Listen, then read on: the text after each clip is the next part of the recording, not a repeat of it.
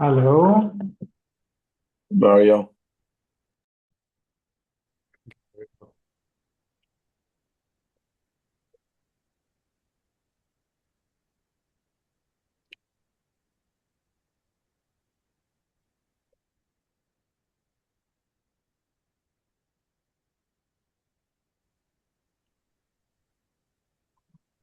Hi, Bernie.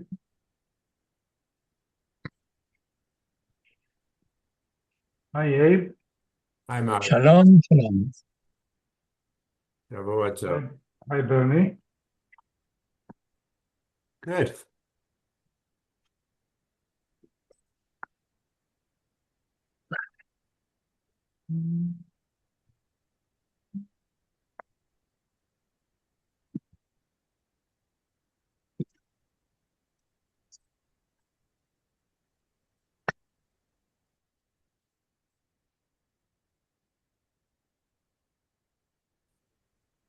But what time did you return on Thursday?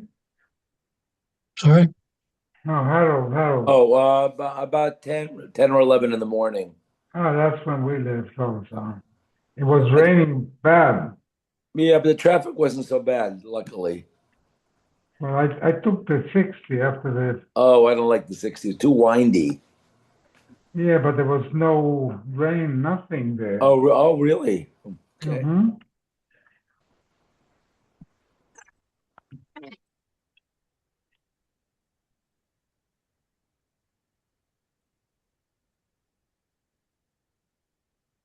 Hi, Shiur. Hello. Hi. Hola. We have to speak Spanish now. Wow. Can you imagine what's happening in Venezuela? Have you been there? No. No, but I don't know if the people are so happy now that I have to work. I have to what? Work. There was a crowd in New York where he's in prison, and the Venezuelans are very happy. They have the country back. Mm-hmm. That's what No, they but there said. was a crowd against the government also. Oh, yeah? Yeah, Like what? pro Maduro rioters. Oh, pro Maduro. All I know, Mandami's upset about it, that I'm happy for it. Where's Magda? She went to a shower.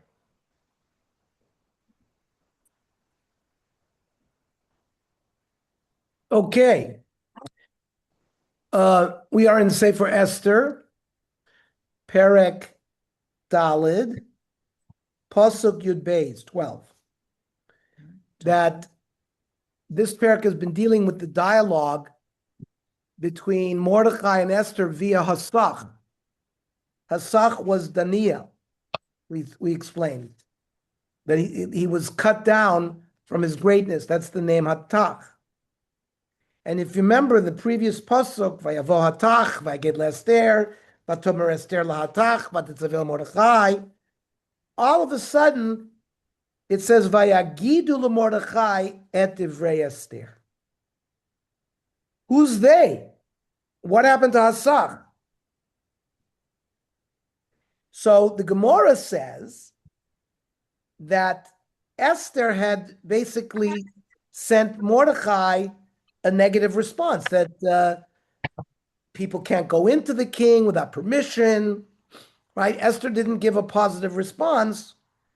So the Gemara's approach is that he sent somebody else.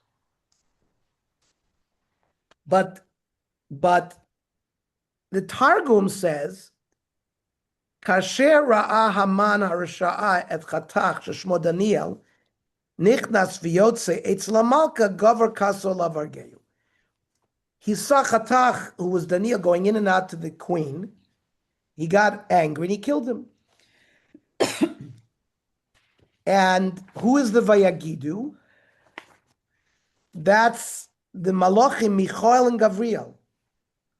And they gave the message to Mordechai. That's the Vayagidu, Loshen Rabbi. The Yalkut Shmoni actually says that Haman kicked Daniel. He was bought, Bo. And we said this was part of the punishment. Remember, part of Daniel's punishment for giving Nebuchadnezzar advice to give tzedakah. So we said he was cut down from his gedula.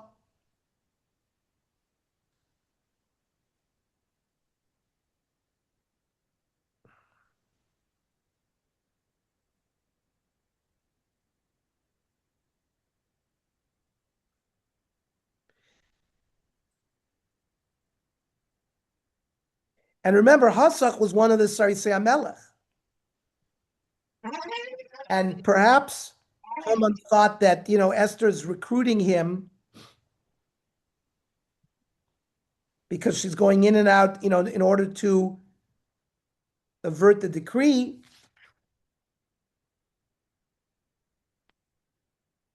And turns out that the only Jew that was killed because of the Gzeira of Haman was Daniel.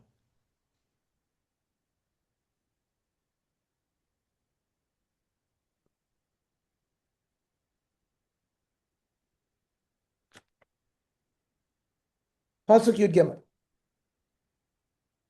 Vayomer Mordechai lashiv el Esther. So Mordechai sends back word to Esther. Al tedami b'nafshech. Don't think lihimalei beit hamelech mikol hayudim. That you, by hiding out in the palace of the king, that you're going to escape the decree against the Jews. You're going to be included in the decree as well.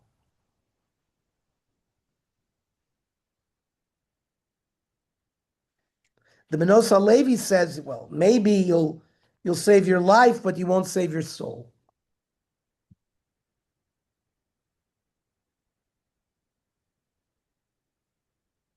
As we said before, she wanted to delay. Better to wait until she's called to the king rather than burst in on him unannounced, because then the favor that she wanted to get from him would be used already by just forgiving her for going in unannounced.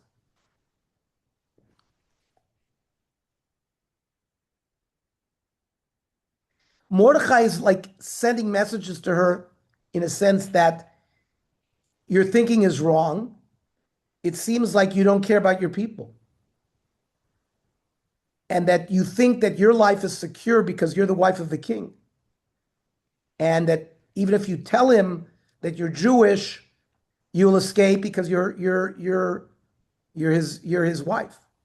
That it's not correct.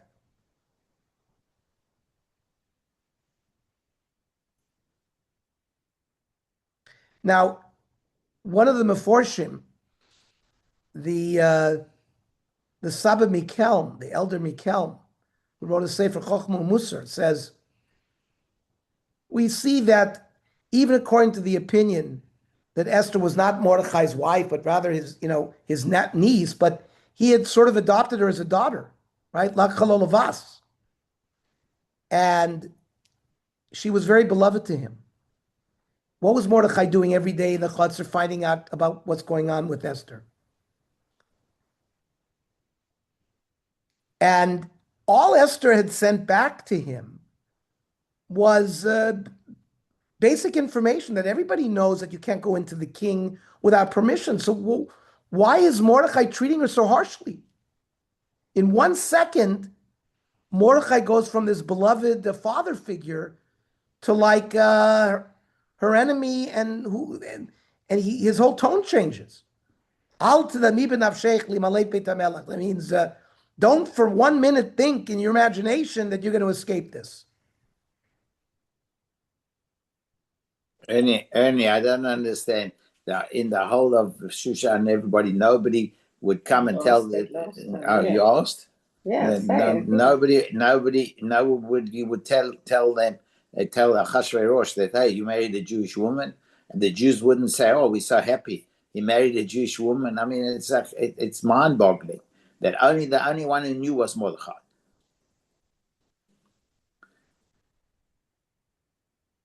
They kept it a secret. Ernie, how do you keep a secret with so many people in the town? How do you do it? It's just mind-boggling. Why? Seriously, I'm just asking the kasha. Right. Well, no one would imagine, no one imagined that the king would marry a Jewish woman. Yeah, but when he did marry her, what are they keeping it a secret for? You would think it would be the opposite way around. Oh, you married a Jewish woman. Oh, so good. Now he's going to save the Jews. Yeah, but that's in today's world. I don't know.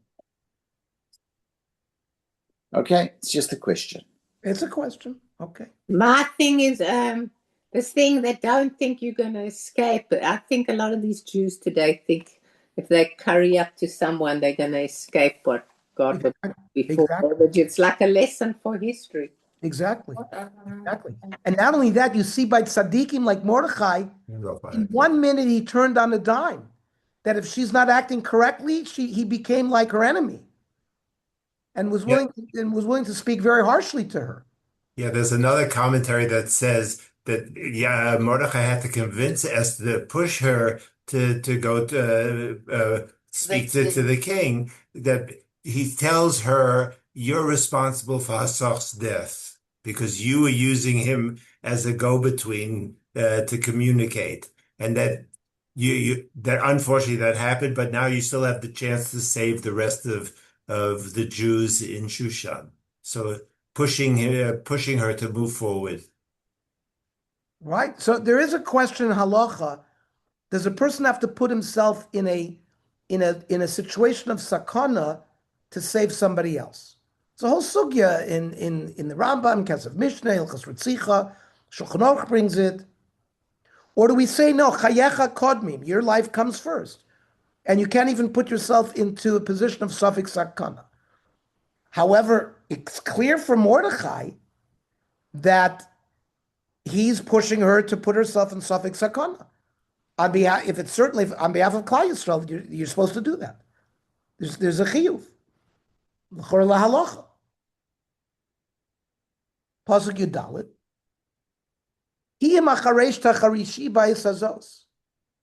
If you continue to be silent at this time, Revach v'hatzala yamod le'yodim makom acher. The Jews will be saved from another direction. The at uvesavich tovedu. You and your father's house will be lost. Umi yodeya, who knows him le'es kazos higat l'malchus. Perhaps this is the reason why you were put into this position as the queen.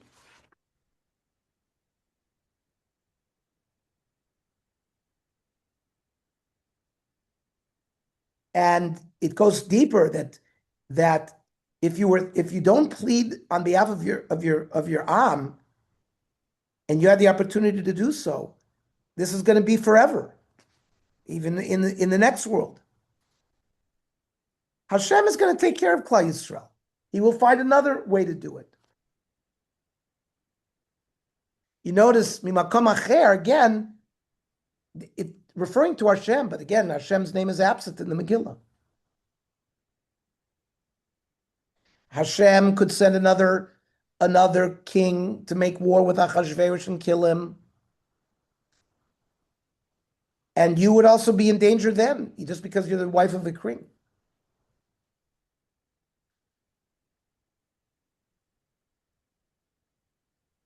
Who says that you're going to be the queen at the same time next year?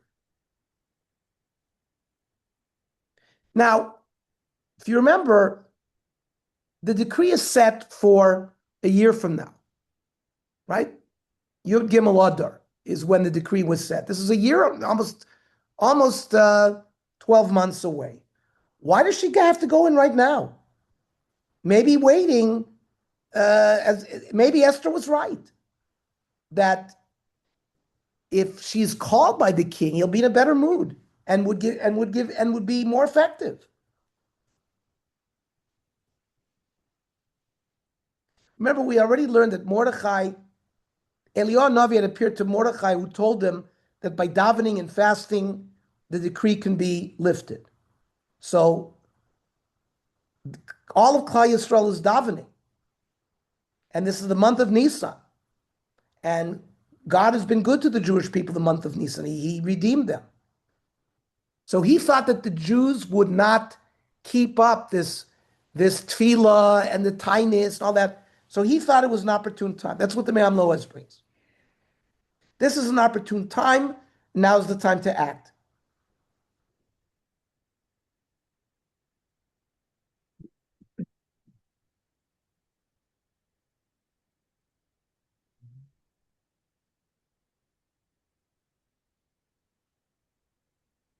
When Mordechai says le'et kazod, which is you want to think we can wait until next year when there's the decree to be killed, you might not be in your position a year from now. So you have to go in now.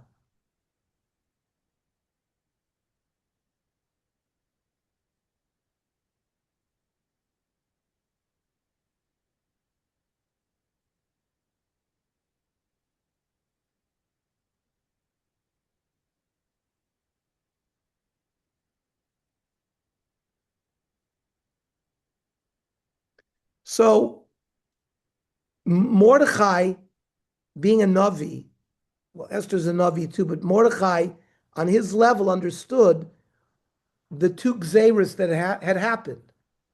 That means the punishments.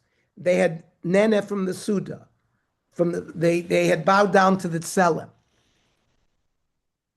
There had to be actions on the behalf of not just Klal Yisrael but her to avert this. What Mesiras Nefesh? Mesiras Nefesh opens up all avenues. And by going in without permission, so yes, she is putting herself in danger, but that in itself is going to be the solution. Acting b'mesiras nefesh.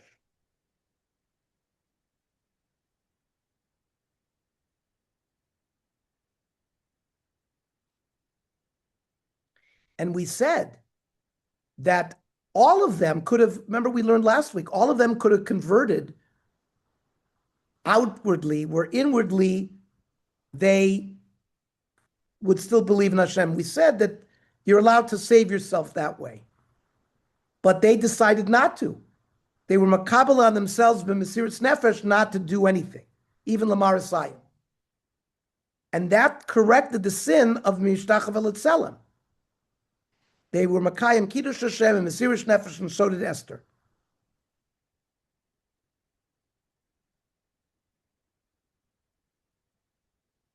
And if everyone, that's why he said, at uvesavich tovedu. If everybody in Klal Yisrael is being moiser nefesh and you, Esther, are not, you're not going to survive. He also, I guess, beremes, her grandfather was Shaul HaMelech. And Shaul had not listened to Shmuel to wipe out all of Amalek. He had left Agag behind. So she herself, through the Mesiras, that's the concept of at uvesavicha tovedu, going back all the way to her grandfather Shaul, that this was part of the tikkun of that avon.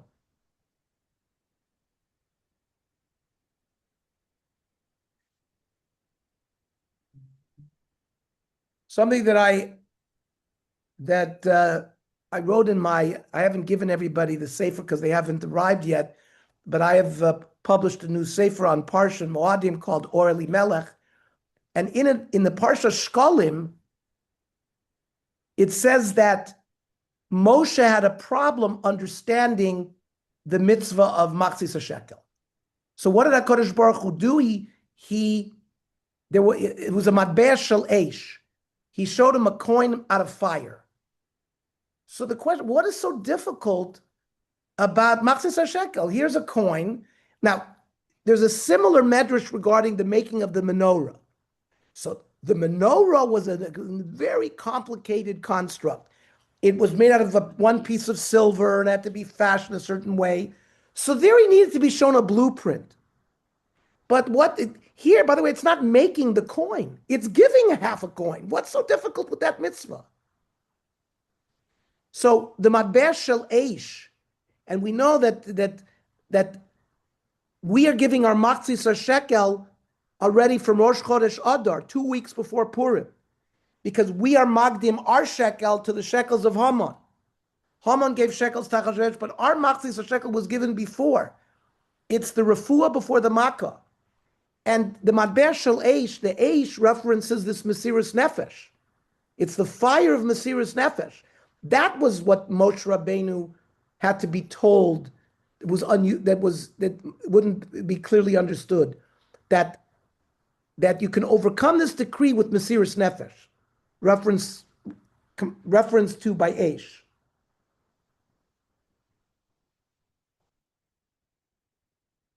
And it's a lesson for all of us when it says, Adu vesavich tovedu.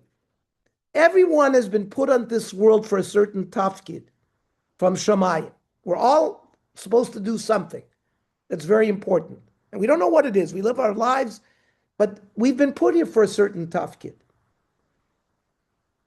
And Mordechai is telling Esther, this is your tafkid, and you're going to miss this opportunity to the point where tovedu, your whole nefesh, your whole neshama will have been lost. The whole purpose that it was put here.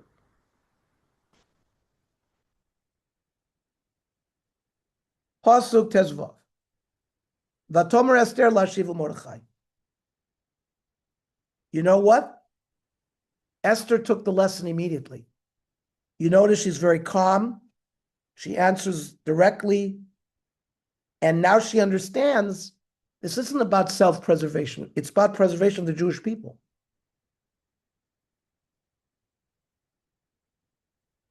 Leich kenosis kol Yehudim. Esther tells Mordechai, gather the Jewish people. Hanimtzeim b'Shushan. V'tzumu alai v'al v'al tishlu shloshet yamim. And fast 3 days. Laila v'yom. Day and night. Gamaniv and Arasai soon came. And me and my attendants will also fast. Uvechein avo el HaMelech. And I will come to the king. Asher lo kados, even though it's against the law, I haven't been called. The chasher avadati. And if I die, I die. So this is a very important pasuk, very important. One of the most important psukim in the whole Sefer. The Maharal says that Bayis Rishon stood because of the schus of the three avos, Avram, Yitzchak, and Yaakov. And each Av stood against one of the Gimel Arayos, Shvichos Damim, Avodah Zarah, and Gilui Arayos. During the period of Bayis Rishon, Klal Yisrael violated all three. And they lost schus avos. If there's no zechus, then the bias can't stand. And the bias was destroyed. Says the Maharal, Bias Sheni begins with this Lech Kenosis Kol Yehudim. The Lech Kenosis Kol Yehudim, the word base Knesses, a shul, comes from this, Pasuk, Lech Kenos, gather the Jewish people to daven. And the existence of Bayis Sheni was the unity of Klal Yisrael. That they came together here at Purim, and they davened, and not only was the decree of Haman averted, Esther and Achashverosh have a son, Daryavish, and he allows the rebuilding of Bayis Sheni. And now we understand, just like Bayis Rishon was destroyed, because we lost the very foundation by which it was built, which was Chus Avos, which was knocked away because of the three Averas. The unity of Klal Yisrael is what kept Bayis Sheni around. Once there is Sinas Chinam, once there is baseless hatred and factionalism, you have the Prushim, you have the Tzdukim, you have the Essenes, you have the Biryonim, you have those that wanted to fight the Romans, you have those that didn't fight the Romans, and we were not ba'achdus. So the schus of the unity, which was how Bayis Sheni stayed, Bayis Sheni couldn't stay anymore. So it's not that It's not that we were punished and that they were removed. We had to keep those zechuyos going. Without the zechuyos, the bias couldn't stand. What was one of the things that Haman had told Achashverosh? That they were mefuzar umefurat. The Jewish people are scattered and they're not unified. So Esther says we're gonna show that Haman is wrong. We are going to unify us. We're going to assemble in unity and determination. She kept it limited to the Jews in Shushan because it would have been impossible to get in such a short notice to get the Jews in the 127 provinces to do it.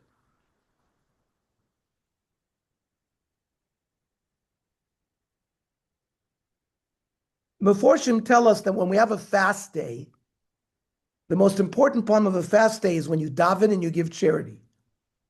But here, the fast was needed because Klal Yisrael was nene me'osa suda. They had been invited to Achashverosh's party and they had enjoyed physically. So the lack of food and drink was mamish a tikkun for the hana that they had during that party. And there was a huge tshuva movement that occurred. They had heard that they're destined to be executed, and so much so that later on in the Megillah and in the Gemara we're going to see that kimu v'kiblu, there was a new Kabbalah Satorah because of the tshuva, and after HaKadosh Baruch Hu accepted their prayers, there was a new Kabbalah Satorah.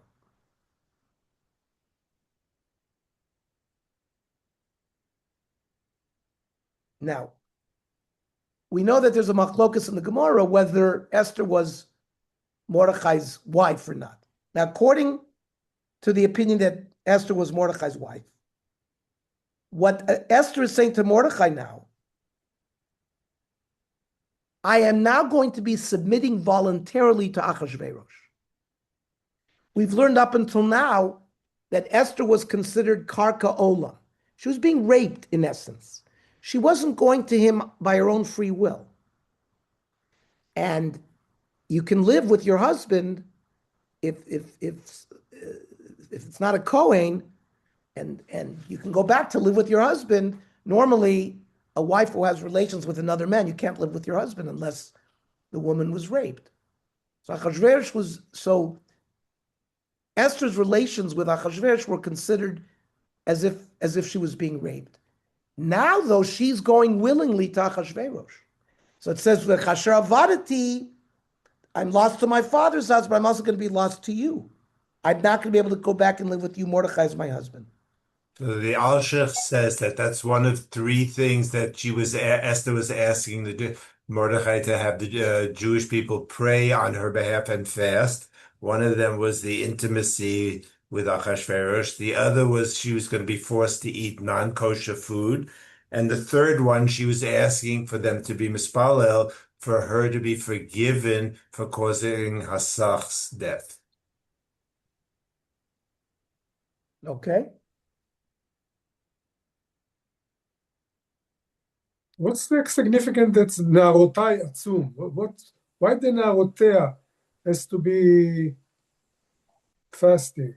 They are not Jewish, so what?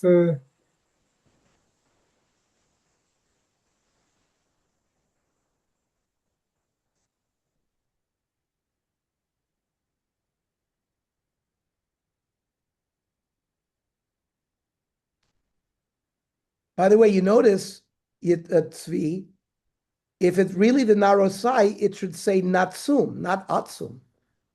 Right? Gamani v'Narotai Natsum came in the Digduk, but it says Atsum. So why they mention So it means that she was going to fast. why they mention Even though she now has to go to the king, and when you fast, you understand, she's not going to be presenting herself in the most ideal way, but even so, she's going to fast. So what's the the reason that she mentioned Narutai? What's she adding here, the Narutai?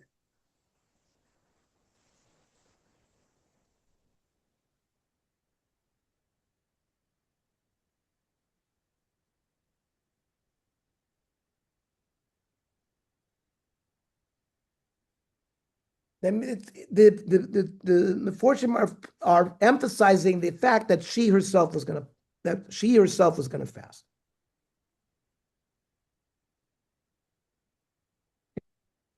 Perhaps when a queen eats, she's surrounded by her courtiers, so it included them as well.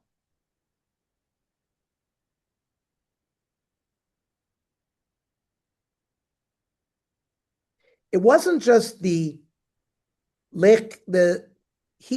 was a Haman had said that the Jews are mefuzar and mufurad,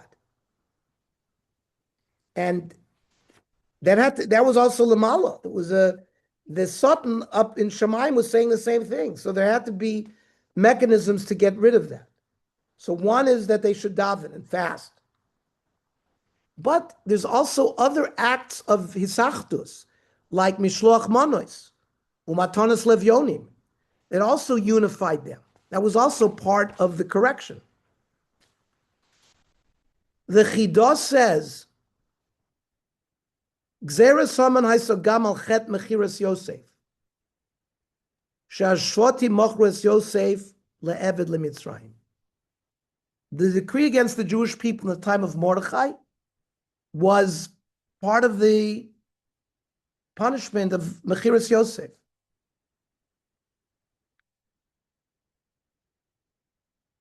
Because the Chidah says, Shvi kosher mikulam. You have Cherev, dying by the sword, and you have dying by thirst. But in Baba Basra, the Gemara says, being a prisoner is worse.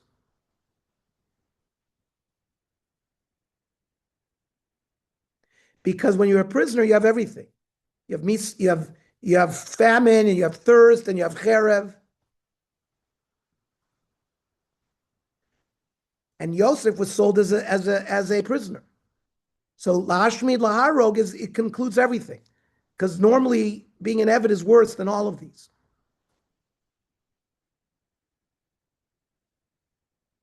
Which shevet was not involved in Mechiras Yosef? Binyamin. He was not involved in the Mechira.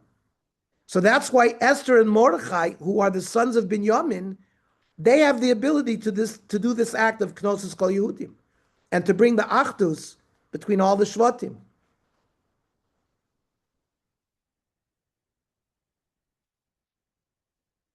The Maral also brings Minayin Shena Kodesh Baruch Hu Moes B'Tfilosan Shel Rabim.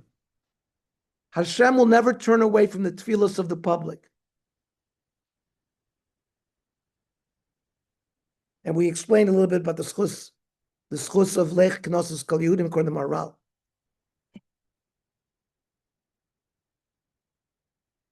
We said that the fasting gets rid of the pleasure they had from the Suda, and that's why it's only the Jews of Shushan. Only the Jews of Shushan had gone to that Suda.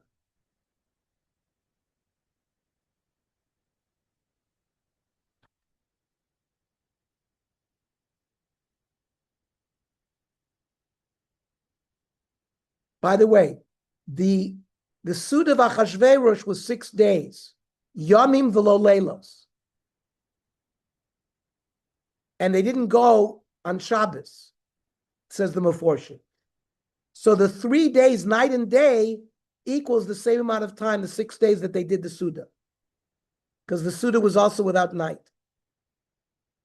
So it's Mida Keneged Mida.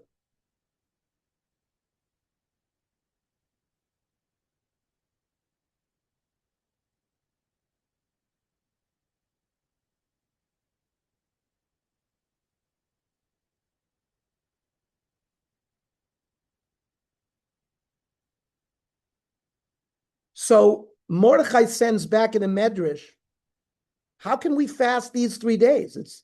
We're talking about Yud Daled Nisan, which is Erev Pesach, Tes Vav Nisan, which is Pesach. Tet Zayin, where they offer the Omer. So Esther sent back, Im ein Yisrael ba'olam ma moyadas yafim. If there's no Jews, what's the benefit of these Yomim Tovim? If there's no Jews, why would we have a Torah? Mutav levatel mitzvah achas, ulai yirachmu aleim min hashamayim.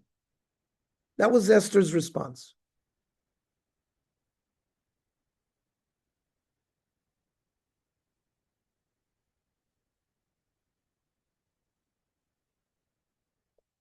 Now, before I read further, look at the next pasuk. Yud Zayin. Vayavor Mordechai.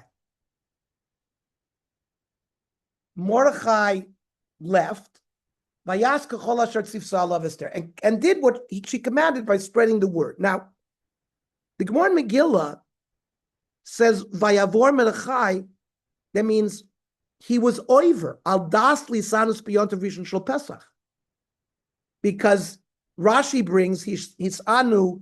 They fasted Yudalid, Tetzvav, Tet Zayin, because b'Yud Gimel nichtavu asforim. The edict was written on the 13th, and they couldn't accept the tiniest part of the day. They had to do it the next day.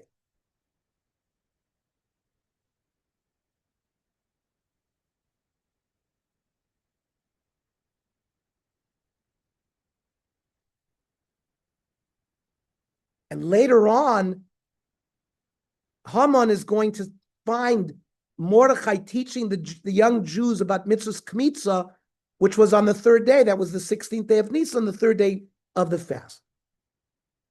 It's a proof that they started fasting on the 14th. Kmitza is when you, by a mincha, you remove some of the flour with your hand, and we're going to see why they were studying the laws of kmitza at that time.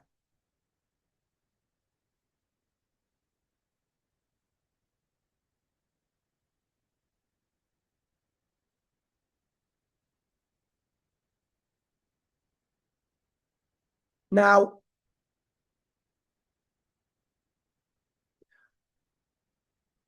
we're going to see the next, in Perek Vav, it says, Balaylahu nadidash nasamela, that the night, the sleep of Achashverosh was disturbed. The Targum there says it was Leil Pesach, it was the night of Pesach, because many Nisim occurred that night. The Bechorim died, and over there it says that the day that Haman walked Mordechai around the city on the horse was also the 16th day of Nisan, the day of the Hakrovas HaOmer.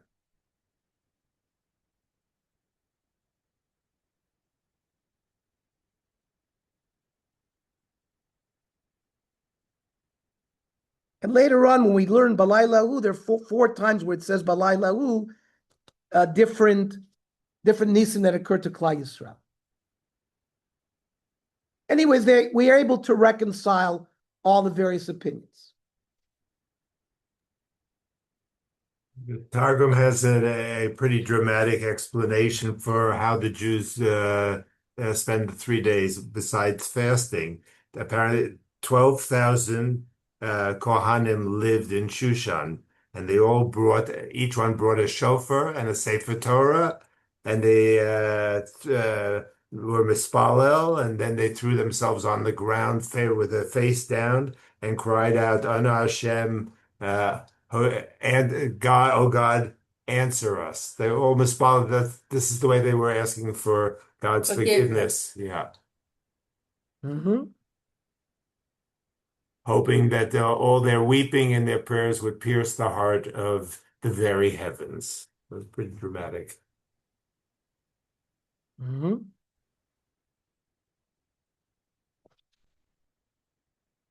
There's a major halachic debate that I'm not going to go into regarding this issue about, is she permitted to the husband? Is she not permitted to the husband? That's not for here now. Esther, according to the Chidon, understood that at all times it's all ba'oinus. The beginning, the end, she had no participation in any of it.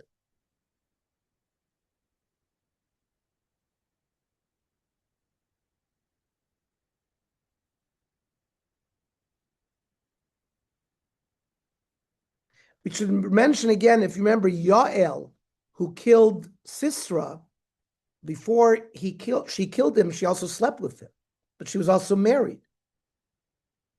So again, that was considered not that she had no hana from that.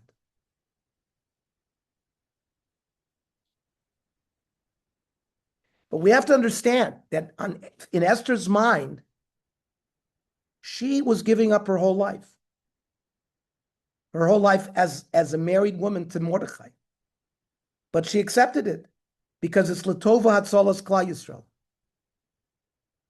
And that is Bechlal why she was successful. Like we talked about the Mesiras Nefesh, and she's counted one of the Zion Nevius. She's one of the 7 prophetesses that stood by Klal Yisrael.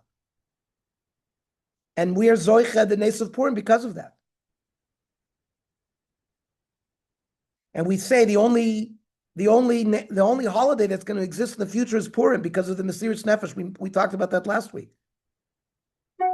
That she was willing to give up everything, including her life, because she might have been killed.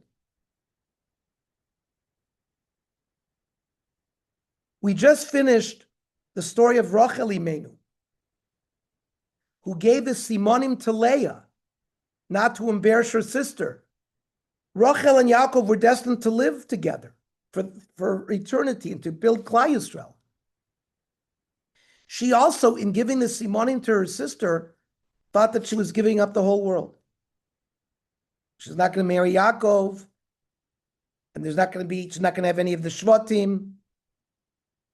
Even worse, she's going to fall to Esav, the Russia. Still, she was willing to give everything up.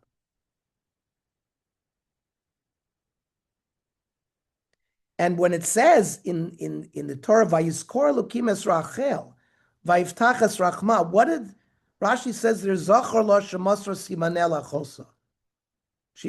What did Hashem remember the Mesiras Nefesh of giving the simonim to her sister Leah? She won't be embarrassed.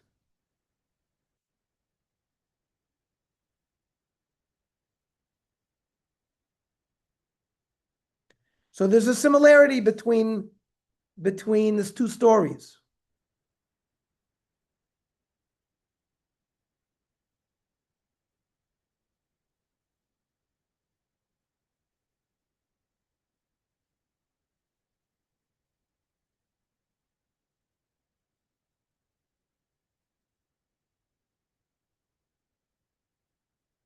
When Naomi and Elimelech they run away from Eretz Yisrael, and Elimelech and Machlon V'Chilyon are killed, or they die.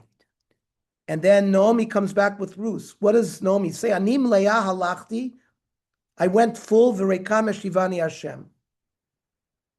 She also is complaining about the bitterness that fell onto her. But really, she's bringing back Ruth HaMoviyah, which is the source of Mashiach.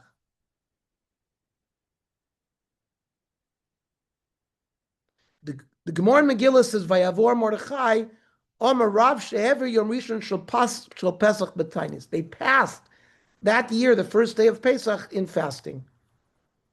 That's the Vayavor.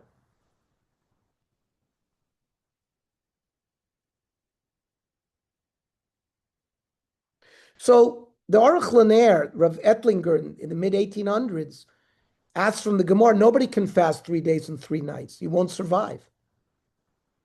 So he says, "Mafsikim imad yom." They would eat at night. So it was really 3 days without the night. So there's another opinion that the 3 days of fasting was Monday, Thursday, and the following Monday. Whose opinion is that? Yeah, but that doesn't fit with the 14th, 15th, and 16th day of Nisan, where this whole story occurs in 3 days. We'll see.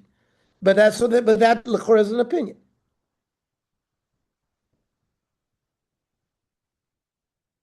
What about the fact that they were mavatil the mitzvah saseh of achilas matzah, which is doraisa?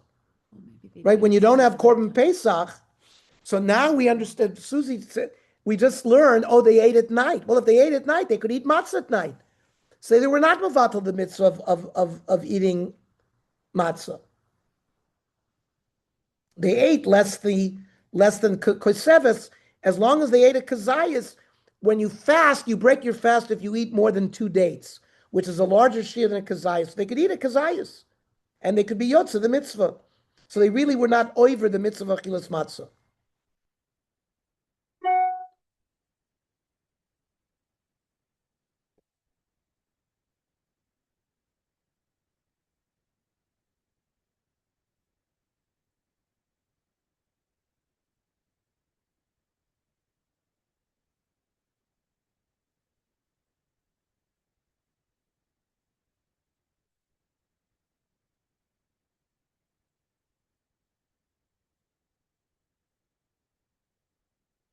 Okay.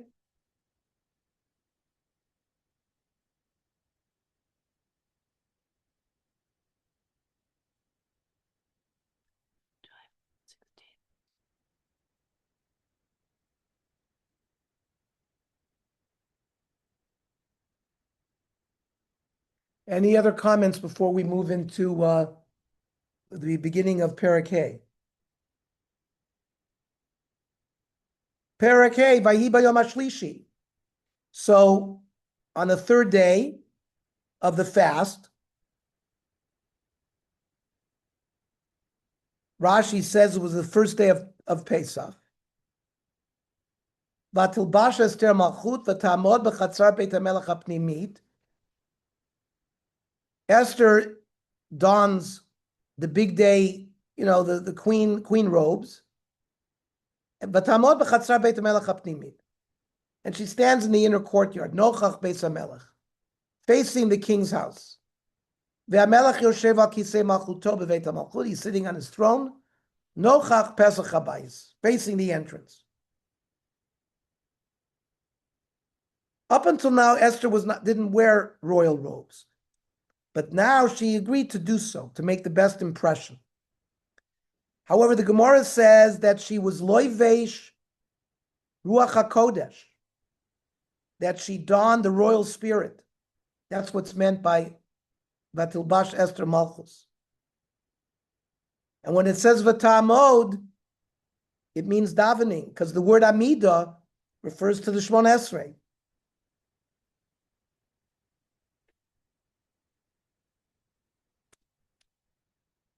The Medrash says the king was sitting on his throne, and all of a sudden he notices Esther standing in front of him.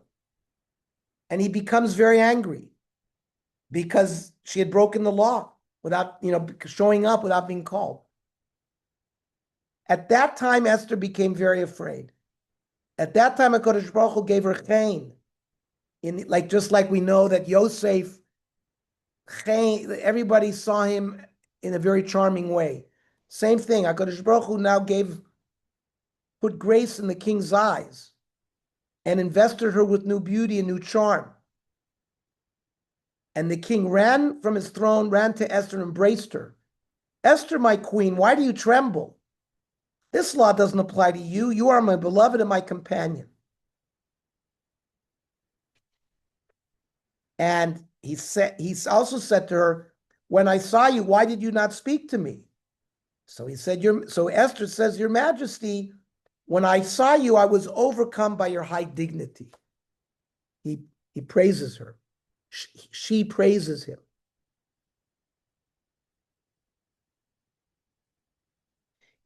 And the Gemara Megillah's Medai and Yudalad Amid Beis, it should say Vatilbash Esther Bigdei Malchut, not Malchut. That's how they learn. Because it says Veruach Lopsha is Amashoi. When we learned about Amashai in the time of David HaMelech, he also, that refers to when he was given Ruach HaKodesh.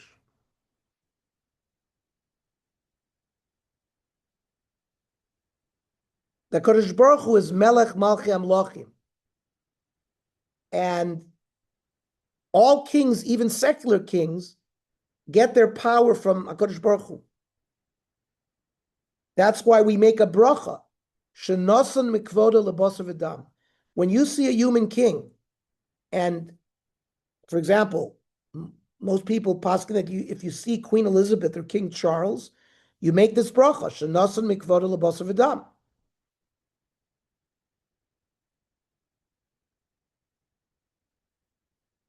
And we know Esther was a Neviah, especially at that time because she had Ruach HaKodesh. So she's the shlucho of a Kodesh Baruch Hu.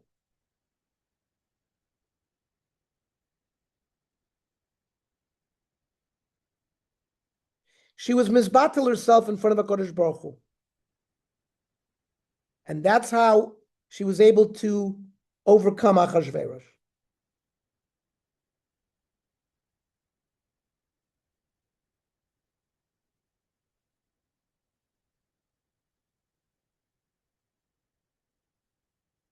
The Meforshim all say that at every moment, Achashverosh, Esther lo ne'nesa b'menu k'chut ha'sayra.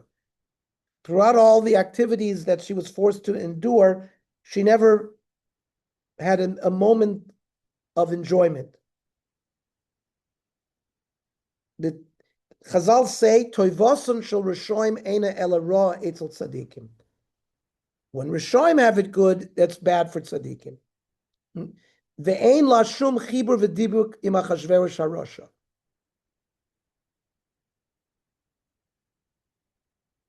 This is the source, this Pasuk, that she was a Neviah, that she had Ruach HaKodesh.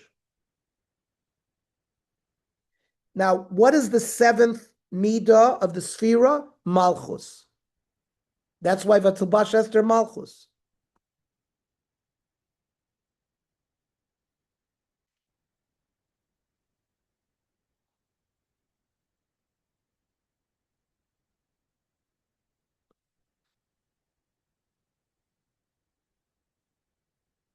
So the Maritz Chayes asks, later on in the Megillah, it says, it's going to say, Vatichtov Esther al Malka. They wrote Megillah Esther. Now, that, when you write a book of Tanakh, it can only be by a Navi. Why isn't that used as a proof that she was a Navi? Why this Pasuk? So here, it's more fitting.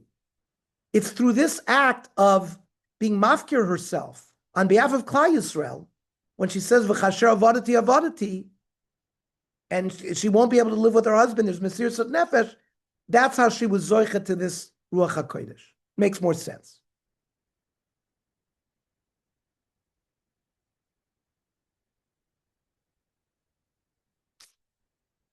Then the Medrash says, V'tamod b'chatzar beis hamelech hapnimis, when she entered the inner chamber, kivan shegia lebeis hatzlomim nistalka imena shchina. There were a lot of idols that Achashverosh kept there. And when she entered that room, all of the Ruach HaKodesh went away. And she recited, Keli, Keli, lama zavtani. Hashem, Hashem, why did you leave me? Are you judging me as if I'm amazed?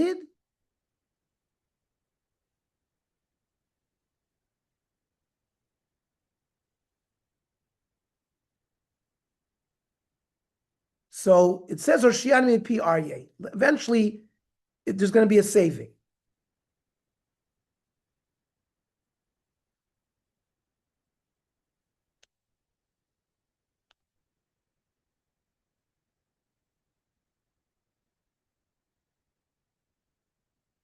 And others want to say that once she walked into that place of idols, it sort of reminded the Chet of Klal Yisrael that they bowed down to the Tselem of Nebuchadnezzar.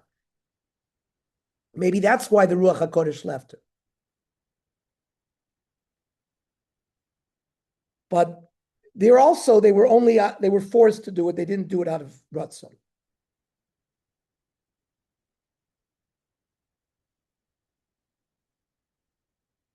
One more pasuk, pasuk Beis. Vayi kirot hamelech et Esther malka omedet bechatzer. When Achashverosh saw Esther, nasa chen be'einav. She won his favor. Vayoshet hamelech leEsther et shavit hazahav asher biado. He extended to her his golden scepter. Vatikra v'Esther vatiga b'rosh hashavit. Esther came close and touched the end of the scepter. The Mayam Lois says when he extends the scepter, he's protecting her.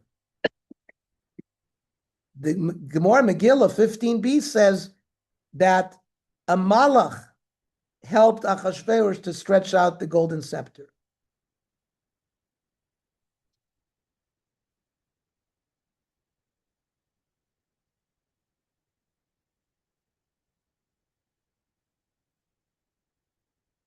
And the Gemara in Megillah Tezvav Mebeis says, Om Rav Yochanan, Gimel Malochi Asharis Nizdamnu Labos Shah.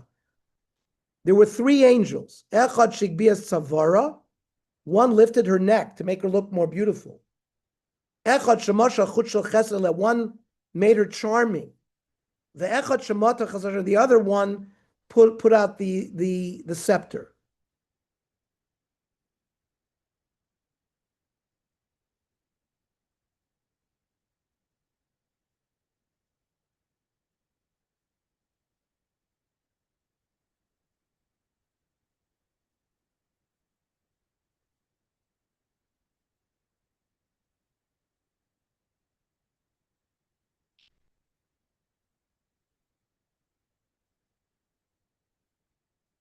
Now, we have a Masor from Chazal. Sometimes in Megillah it says Hamelech HaChashverosh. Then at other times it just says Hamelech. The Meforshim says whenever it says Hamelech, it means Hashem. So when it says Vayhi Kirot Hamelech, that refers to HaKadosh Baruch Hu. When HaKadosh Baruch Hu saw the Mesiris Nefesh of Esther Amalka, that she was prepared to give up her life, Nasa Chen Be'enav, V'Iskabla Tefillah V'Akashas Arachmim, and Hashem accepted the tefillas and the that everybody was davening, and HaKadosh Baruch Hu was full of mercy, and as a result of that, Bayoshet HaMelech Lester, that's referring to Melech Achashverosh. That now Hashem caused Achashverosh to be well thought of to Esther. And we can go through as we learn more whenever we see the word Hamelech versus Hamelech Achashverosh, how that fits in. Okay. Any questions, comments, ha'aros? I think, God willing, we will finish Parakeh next week as well. I think. Yeah. I'm hoping maybe we could finish before Purim. We'll see. I'm not going to rush it if we're not. Yes, somebody have a comment?